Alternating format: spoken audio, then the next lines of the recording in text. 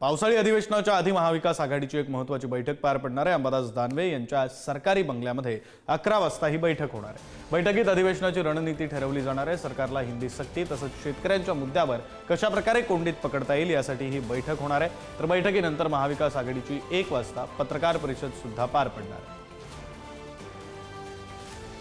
आपले प्रतिनिधी पद्मेश पवार फोन लाईनवरून जोडले गेलेले आहेत। अधिकचा तपशील त्यांच्याकडून घेऊया। पद्मेश, विक्रांत, आपण जर पाहिलं तर सोमवारपासून जे पावसाळी अधिवेशन सुरू होते त्याच्या आधी अंबादास दानवे यांची जी शासकीय निवासस्थान आहे अजिंक्यतारा, तिथे ही एक महत्वाची जी बैठक आहे ती सकाळी 11 वाजता पार पडणार आहे। या बैठकीमध्ये अंबादास दानवे असतील, जितेंद्र आव्हाड असतील, सतेज पाटील असतील आणि अनेक जे महाविकास आघाडीची जी नेते मंडळी आहे ते बैठकीला उपस्थित असणार आहे। आपण जर पाहिलं सध्या जो महत्वाचा जो टॉपिक आहे म्हणजे तो हिंदी सक्ती, त्याचबरोबर शेतकऱ्यांचे प्रश्न असतील किंवा अनेक जे मंत्र्यांचे प्रश्न असतील जे हे ते त्या संदर्भात ही जी बैठक असणार आहे, सरकारला कसं कोंडीत पकडता येईल या संदर्भात ते एक रणनीती आखणार आहे। आणि त्यानंतर बरोबर 1 वाजता महाविकास आघाडीची एक पत्रकार परिषद होतील, त्यामध्ये चहा पानावर देखील बहिष्कार टाकू शकतं त्याची घोषणा हे जे संपूर्ण जे विरोधी पक्षातील जे नेते आहेत ते करणार आहेत। येत्या पावसाळी अधिवेशनामध्ये कसं सरकारला कोंडीत पकडता येईल, शेतकऱ्यांचे प्रश्न असतील, त्याचबरोबर अनेक ज्या